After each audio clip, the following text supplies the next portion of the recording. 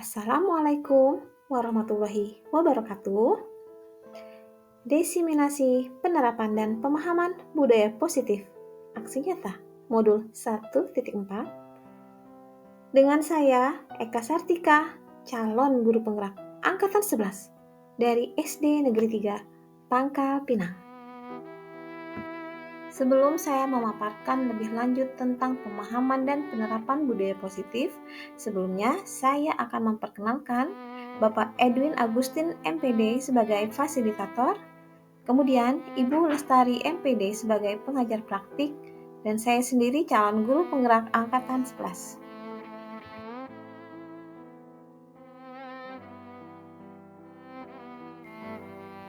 Baiklah Bapak Ibu, adapun rancangan tindakan untuk aksi nyata.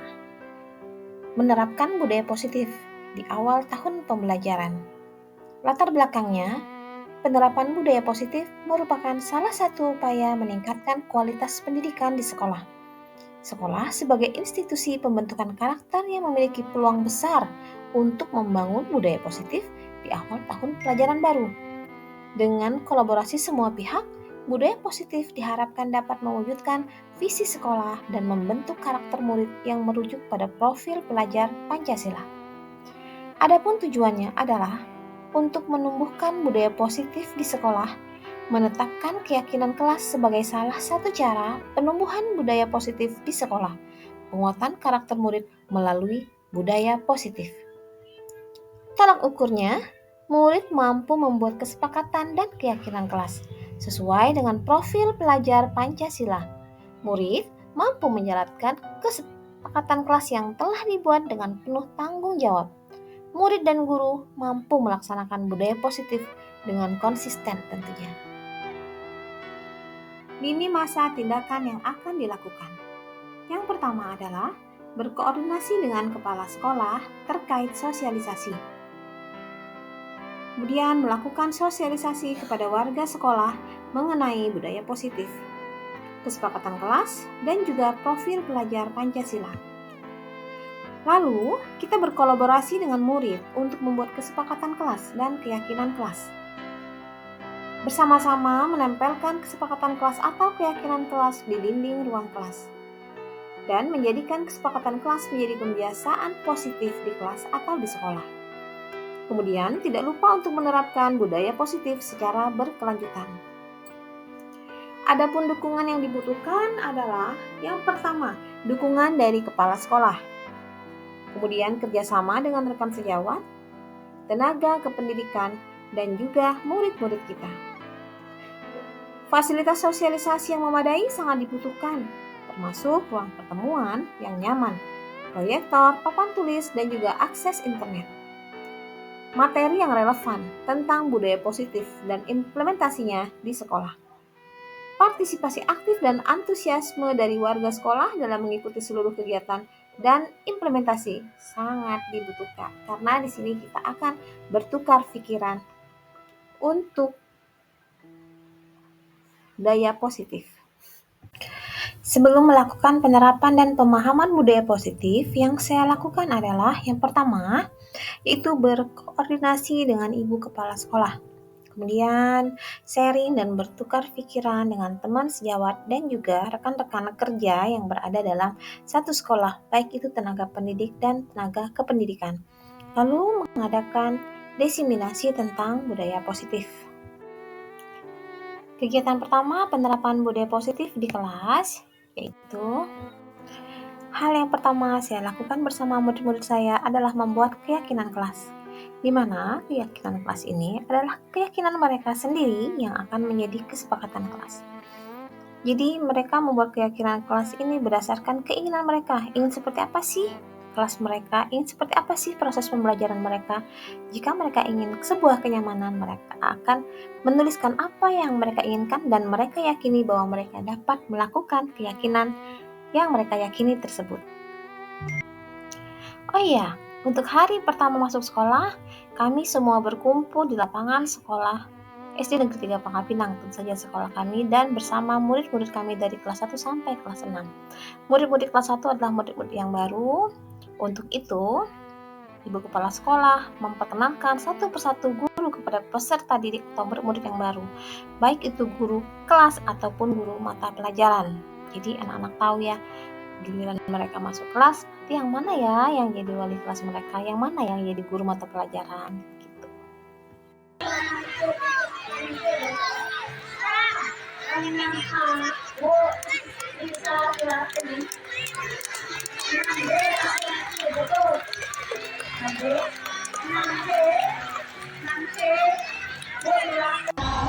Kegiatan murid-murid saya di kelas, saya menjelaskan berbagai teman kelas dengan ekspektasi mereka ke depannya dalam proses pembelajarannya, bagaimana suasana kelasnya, menyenangkan atau tidak, tentang kebersihan dan semua kegiatan kelas mereka.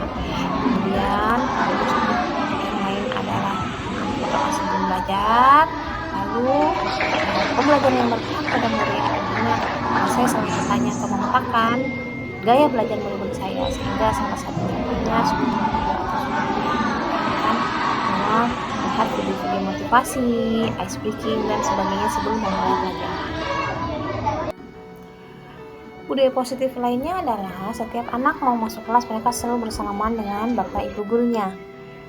Kemudian apabila selesai ekstrakurikuler pramuka, anak-anak selalu melaksanakan operasi semut untuk mengambil sampah yang ada di sekitar mereka. Kadang tidak kita pungkiri bahwa awalnya lapangan bersih setelah kegiatan, padahal nggak kelihatan tuh anak-anak makan, ternyata banyak sampah yang berserakan. Nah, anak-anak ini dibiasakan untuk operasi semut agar sampah-sampah tidak ada yang bergeletakan. Begitu pula mengambil sampah walaupun bukan sampah mereka yang berada di sekitar kelas mereka. Itu adalah sebuah budaya positif yang nanti akan menjadi sebuah kebiasaan untuk anak-anak dalam hal menjaga kebersihan sekolah tanpa ada unsur eksternal, tapi kita inginnya dia mendapatkan keinginan sendiri atau unsur internal. Jadi keinginan untuk kebersihan itu atau untuk melihat suatu pemandangan yang bersih itu adalah keinginan mereka sendiri. Penerapan budaya positif di sekolah melalui diseminasi budaya positif bagi PTK SD Negeri 3 Pangkal Pinang. Semoga berjalan dengan lancar dan dapat terwujud sesuai dengan keinginan kami warga sekolah. Untuk melakukan kegiatan diseminasi pemahaman dan penerapan budaya positif di sekolah, saya berkolaborasi dengan 2 orang teman saya yang juga calon guru penggerak angkatan 11, yaitu Ibu Dekasari dan Ibu Naning Pratiwi.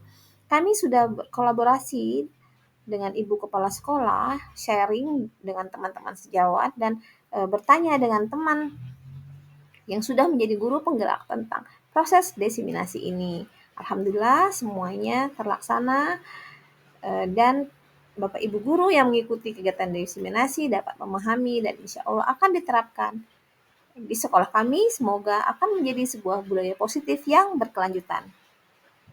Assalamualaikum warahmatullahi wabarakatuh. Waalaikumsalam warahmatullahi wabarakatuh. Selamat pagi dan salam sejahtera untuk kita semua. Bapak Ibu guru yang saya banggakan, pagi ini kita akan menyaksikan ataupun mendengarkan dari para CGP kita pagi ini, yaitu Ibu Dekasari, Eka Sartika dan Naning Pratiwi dalam diseminasi modul 1-4 budaya positif.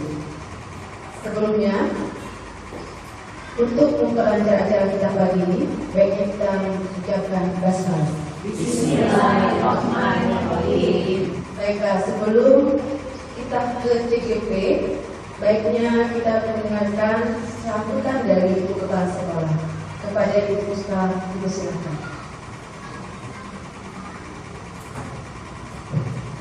Assalamualaikum warahmatullahi wabarakatuh. Waalaikumsalam warahmatullahi wabarakatuh. Salam sejahtera untuk kita semua, salam sehat, salam sukses selalu. Baik Bapak Ibu guru dan staf SD Negeri 3 Pangkal Pinang yang saya banggakan, tentunya saya hormati dan saya banggakan karena tanpa kalian, tanpa Bapak Ibu guru dan tanpa staf SD Negeri 3 Pangkal Pinang tidak ada apa-apanya. Karena kita satu misi kompak sehingga SD Negeri 3 Pangkal Pinang untuk sementara ini sangat diminati. Karena itu contohnya di Pangkal Pinang ini siswa kita 969 sekarang ini ya. Itu sampai Ombudsman juga bingung waktu itu, kita sebagai sampel itu sebagai informasi Bapak Ibu ya. Mengenai acara hari ini Bapak Ibu ya, saya minta tolong, kalau minta tolong tuh kalau mau boleh tidak, tapi kalau minta tolong mari kita sama-sama mengikuti dari seminar ini yang akan disampaikan oleh Deka Sari, Eka Satika dan Nani Pratiwi mengenai calon guru penggerak. Mudah-mudahan insya Allah 3 ini hilang C-nya menjadi guru penggerak. Alhamdulillah Bapak Ibu ya, 1 guru sudah hilang C-nya, sudah guru penggerak. Itu adalah Bu Lisa, kasih apel dulu buat saya. Jadi sebagai informasi juga ibu guru dan staf ya, wakil guru dan bapak guru, sebagai informasi calon guru penggerak atau guru penggerak ini jangan berpikir, aduh kalau aku udah jadi kepala sekolah. Jangan, yang penting kita pegang sertifikat dulu. Mengenai sertifikat itu nanti kita melaju apakah itu jadi calon guru penggerak kepala sekolah atau tidak. Sebelum terima kasih Ibu, mohon maaf andaikan ada yang kalimat yang tidak menyenangkan atau tidak diinginkan, mohon maaf pada Allah yang berminta ampun. Wassalamualaikum warahmatullahi wabarakatuh. Waalaikumsalam warahmatullahi wabarakatuh. Terima kasih kepada Ibu Subhan. Baiklah Bapak Ibu Guru, kita langsung ke acara inti. Acara intinya itu kita dengarkan paparan dari guru-guru yang membanggakan SD kita di CGP Angkatan 11 ini. Kita doakan semoga mereka bisa lancar pendidikannya, bisa memberikan dampak yang positif untuk budaya sekolah kita. Dari sini aja deh, dari sini aja. Nggak seru-seru nih, maaf dan ya semangat ya. Jangan cincuk kembang mundur, siapa dapat kena kecut. Hewan kerja, Pak Ben.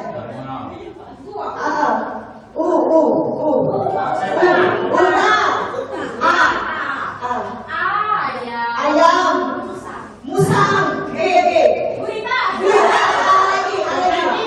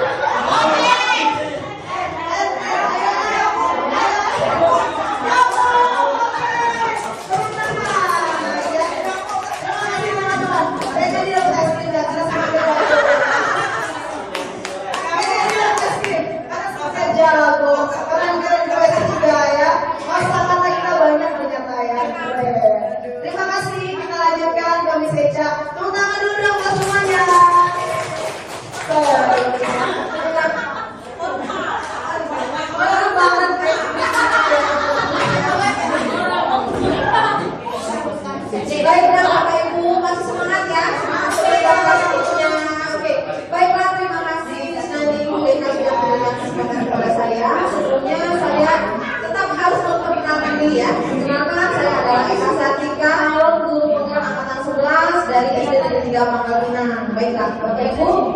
Sekarang kita akan memasuki ke bagian kebutuhan dasar manusia dan dunia berkualitas.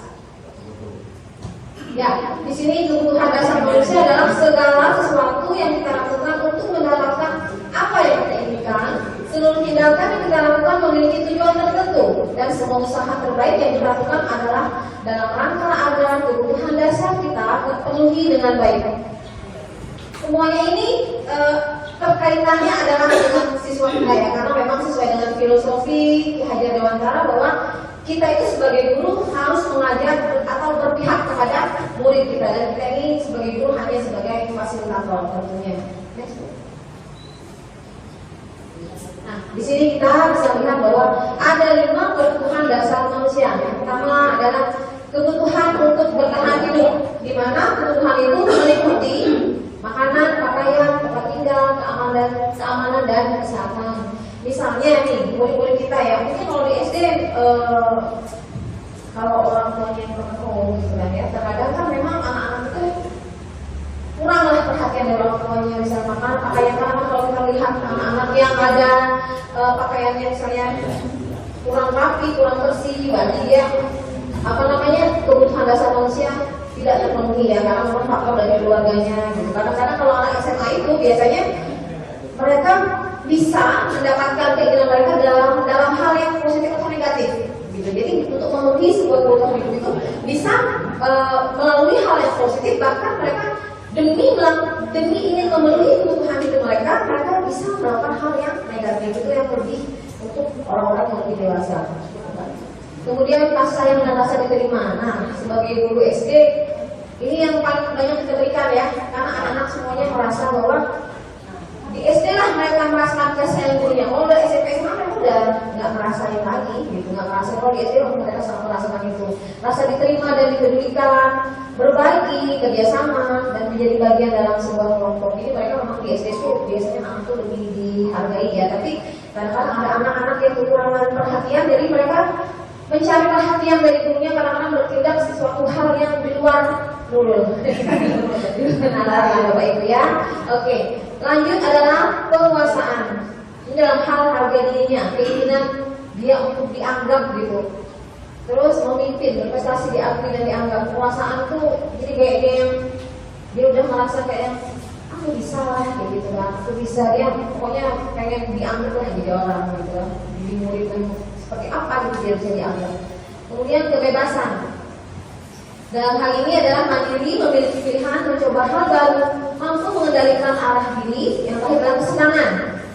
Dia merasa happy saat belajar, itu bisa membuat sebuah atau menciptakan sebuah kesenangan ya, bermain, humor, antusiasme, dan tertawa. Kadang-kadang kita jadi guru juga kan nggak mungkin sedang tegang banget kan. Pastilah sambil kalau marah kita nanti langsung ajak mereka humor, dan mereka tertawa. Jadi mereka tuh nggak takut sama kita kan. Karena kita harus tegas, tapi kalau kita tegang gitu sebagai guru.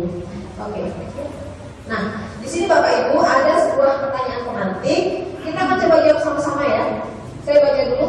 Ibu Ambar, guru wali kelas 2A di SD Pelita Hati, sedang bingung menghadapi ulah salah satu murid di kelasnya. Doni namanya ya. Beberapa anak di kelas 2A telah datang padanya dan mengeluhkan Doni yang seringkali meminta bekal makan siang mereka dengan kasar. Ada kan? Ada. Jika Anda menghadapi situasi seperti Bu Ambar, apa yang akan Anda lakukan? Menurut Anda kira-kira apa alasan Doni melakukan hal itu? Apa kira-kira Bapak Ibu? Dia minta bekal terus punya kawan yang maksa pula. Apa kira-kira? Kenapa sih? Coba Bu Rosina, ini lo udah sehari-hari kita hadapi ya kayak gini ya.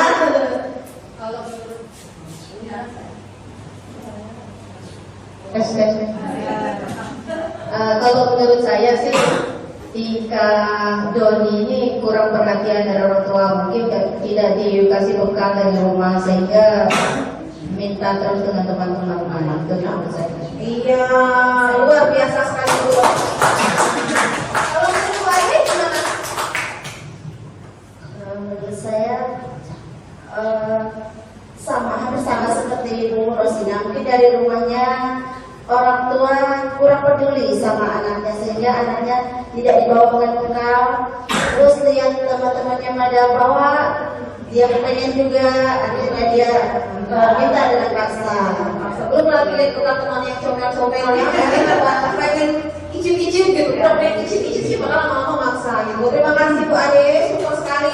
Yang lain siapa yang ingin memberikan pendapat kira-kira kenapa sih Doni bisa kayak gitu? Alasannya apa?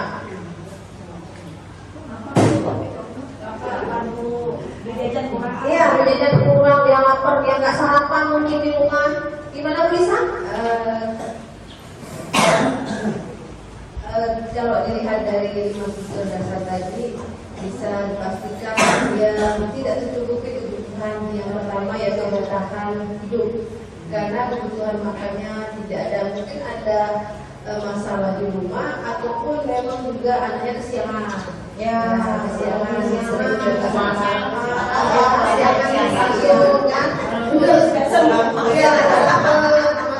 Terus karena juga mungkin dia tadi melihat comel-comel. Aku kalau merasa kasih sayangnya belum tercukupi juga di rumah. Kayaknya maknya sibuk kan, bagi jam 7 ada di sekolah. Bisa jadi maknya yang mau kesiangan ya kan, bukan anaknya. Oke, terus sekali bisa. Jangan polisi. Sama. Apa sama itu?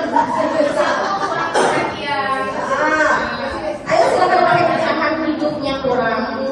Apa yang faktor ekonomi? Kenapa bisa ada gawe seminggu? Nak beli beras duitnya cukup. Jadi kebutuhan makannya tidak terpenuhi. Iya, semua luar biasa Malaysia. Terima kasih Bapak Ibu atas jawabannya ya.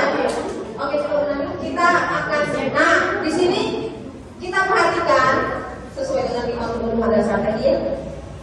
Jawaban Doni, tanya nih sama si Ibu Angga tadi, Doni kamu kenapa gitu kan? Kenapa kamu minta-minta makanan teman kamu gitu? Padahal sebenarnya mungkin biasa, tapi mungkin sedikit karena tadi kesiangan apa gitu ya.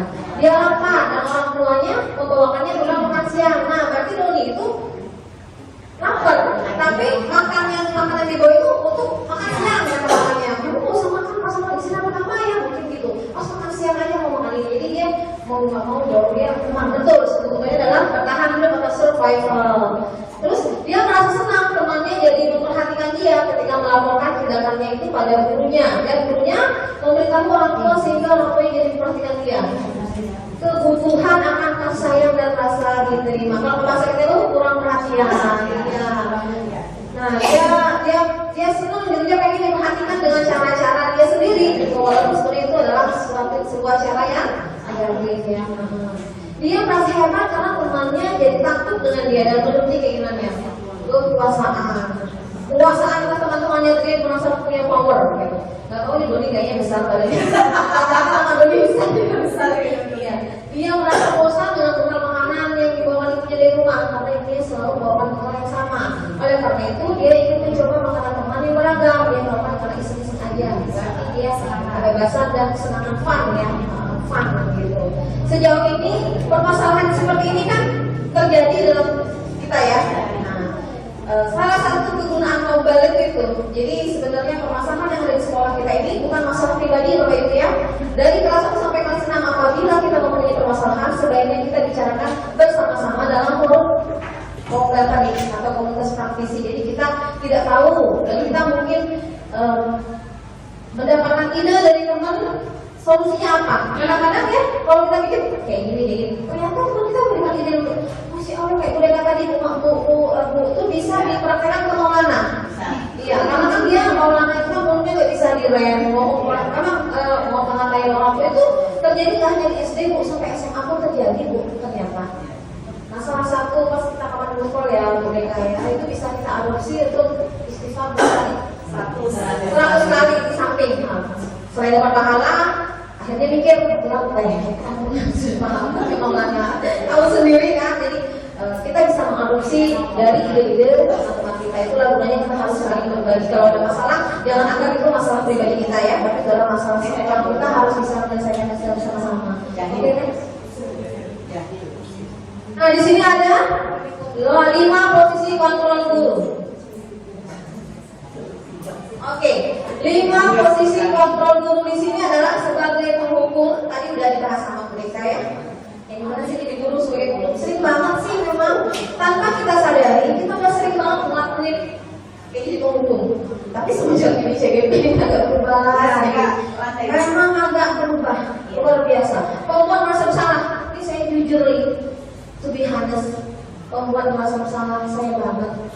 Kalau anak-anak saya kelas ribut, anak-anak tapi sebenarnya teman lu ini banget tulisnya kak saya ingin berarti sengaja biar bisa masuk, ingin tuh tidak masuk asli.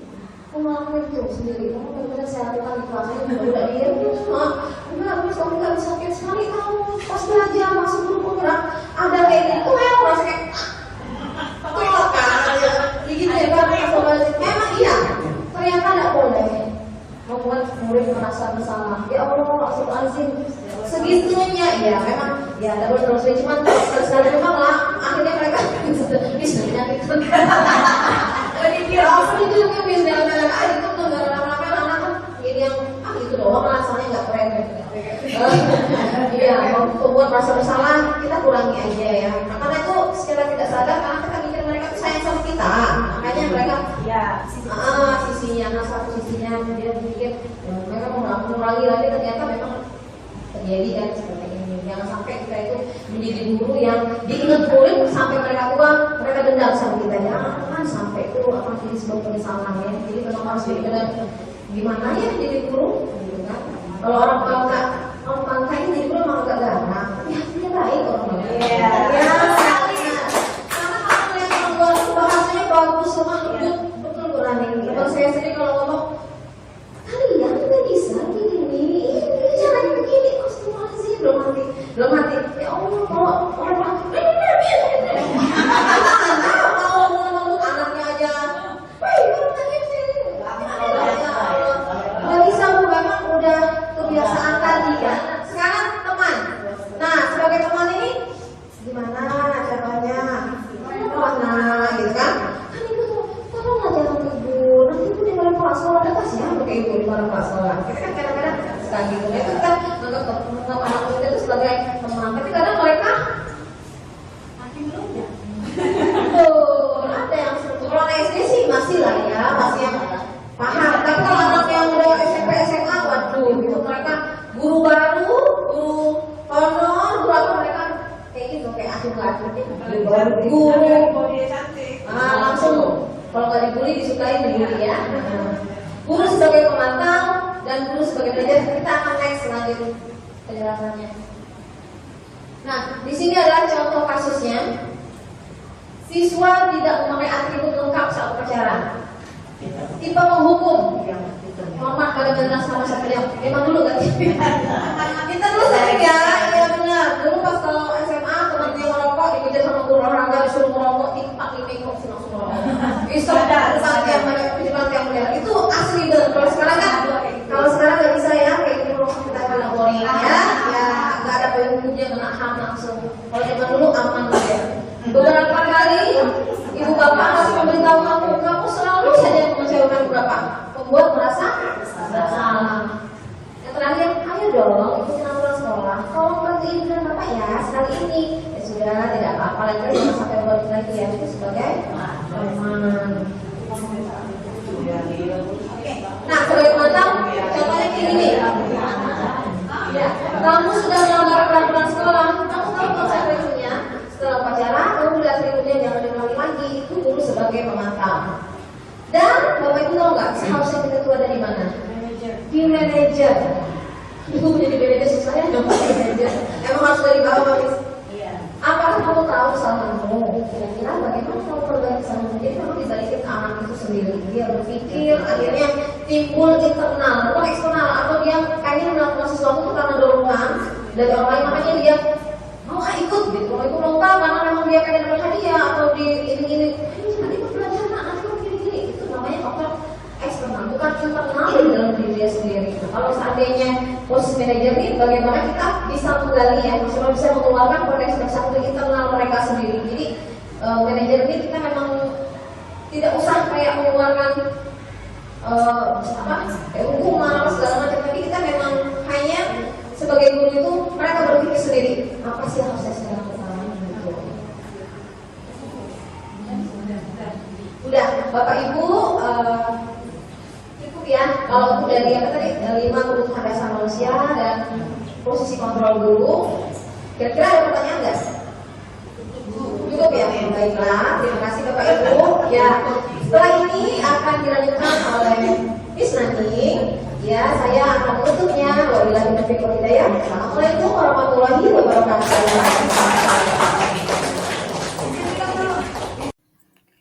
Kegiatan diseminasi, penerapan dan pemahaman budaya positif modul 1.4 ini kami laksanakan secara bersamaan. Maksud saya adalah berkolaborasi dengan 2 orang teman saya yang juga calon guru penggerak angkatan 11. Lalu kami membagi materi apa saja yang harus kami sampaikan kepada guru dan seluruh warga sekolah yang mengikuti kegiatan diseminasi ini. Jadi, Bapak Ibu di sekolah kami sangat antusias dan sangat ekspresif dan menuju paham apa yang akan dilakukan ke depannya. Apalagi mengenai tentang segitiga restitusi yang sebelumnya memang kami tidak mengetahui sama sekali. Alhamdulillah setelah mendapatkan pendidikan calon guru penggerak, semuanya ilmu yang didapat sangat bermanfaat, sangat berpihak kepada murid sesuai dengan filosofi Ki Hajar Dewantara. Kegiatan diseminasi, pemahaman dan penerapan budaya positif modul 1.4 pun selesai. Alhamdulillah kami sudah menyampaikan seluruh materi-materi yang ada di modul 1.4 dan menyampaikan kepada guru-guru kami. Alhamdulillah Bapak Ibu guru di sekolah kami sangat excited dan sangat tertarik untuk mempelajari lebih lanjut tentang budaya positif dan insya Allah akan menerapkannya secara berkelanjutan di sekolah kami. Terima kasih sudah menonton video ini. Salam guru penggerak, salam untuk selalu bahagia. Tergerak, bergerak, dan menggerakkan. Wassalamualaikum warahmatullahi wabarakatuh.